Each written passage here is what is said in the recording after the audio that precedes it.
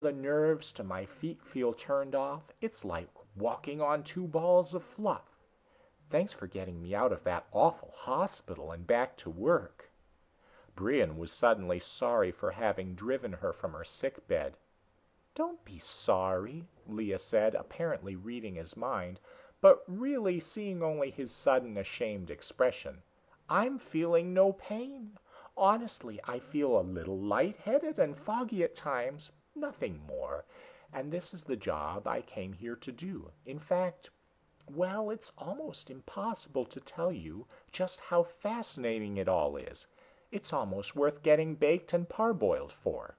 She swung back to the microscope, centering the specimen with a turn of the stage adjustment screw. "Poor Isle was right when he said this planet was exobiologically fascinating. This is a gastropod, a lot like Odostomia, but it has parasitical morphological changes so profound that—" "There's something else I remember," Brian said, interrupting her enthusiastic lecture, only half of which he could understand. "Didn't Isle also hope that you would give some study to the natives as well as their environment? The problem is with the Disans, not with the local wildlife." "But I am studying them," Leah insisted. "The Disans have attained an incredibly advanced form of commensalism. Their lives are so intimately connected and integrated with the other life forms that they must be studied in relation to their environment. I doubt if they show as many external physical changes as little eating-foot Odostomia on the slide here, but there will surely be a number of psychological changes and adjustments that will crop up.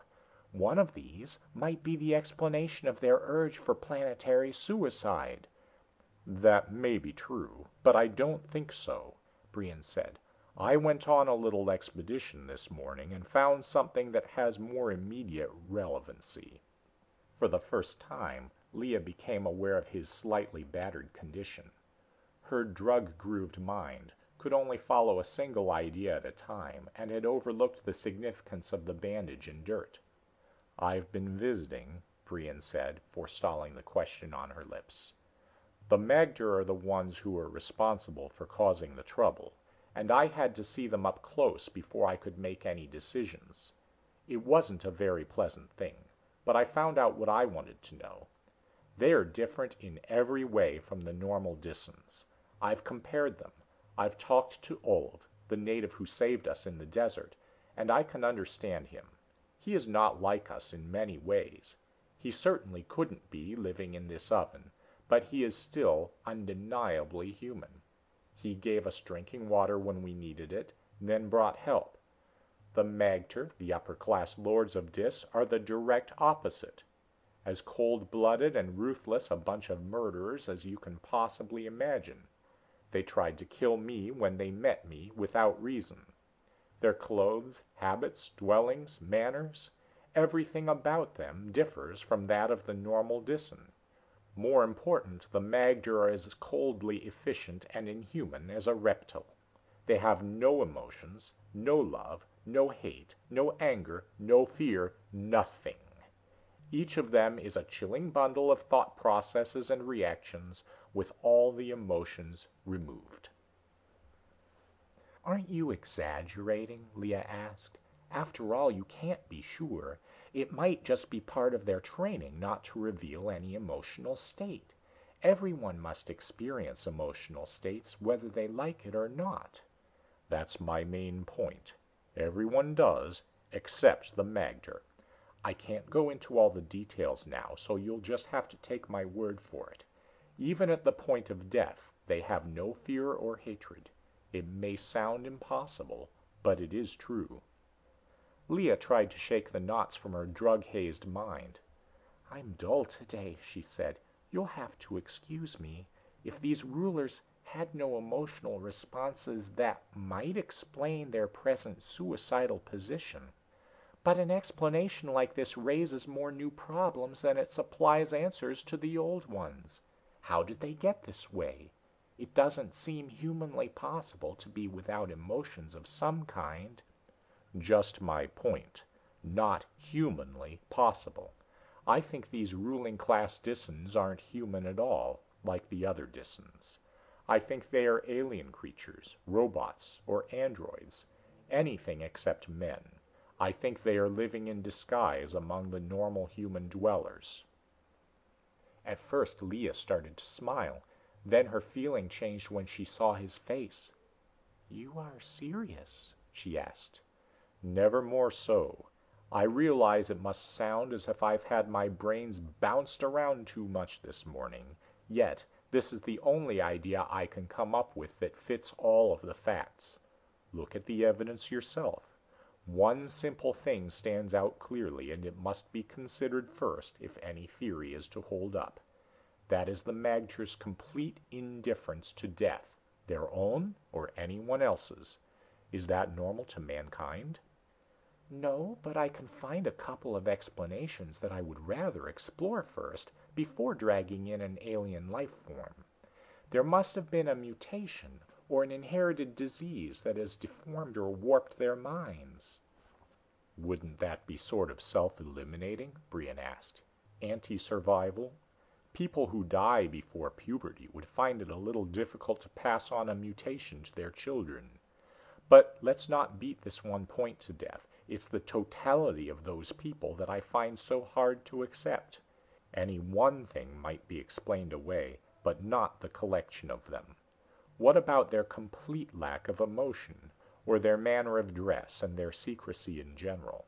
The ordinary Disson wears a cloth kilt, while the Magter cover themselves as completely as possible. They stay in their black towers and never go out except in groups.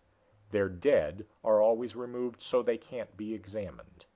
In every way they act like a race apart, and I think they are." Granted for the moment that this outlandish idea might be true, how did they get here? And why doesn't anyone know about it besides them? "Easily enough explained," Brian insisted. "There are no written records on this planet. After the breakdown, when the handful of survivors were just trying to exist here, the aliens could have landed and moved in. Any interference could have been wiped out. Once the population began to grow, the invaders found they could keep control by staying separate, so their alien difference wouldn't be noticed." "Why should that bother them?" Leah asked. "If they are so indifferent to death, they can't have any strong thoughts on public opinion, or alien body odor. Why would they bother with such a complex camouflage? If they arrived from another planet, what has happened to the scientific ability that brought them here?" "Peace," Brian said. "I don't know enough to be able even to guess at answers to half your questions. I'm just trying to fit a theory to the facts, and the facts are clear. The Magter are so inhuman, they would give me nightmares if I were sleeping these days. What we need is more evidence." "Then get it," Leah said with finality. "I'm not telling you to turn murderer, but you might try a bit of grave digging.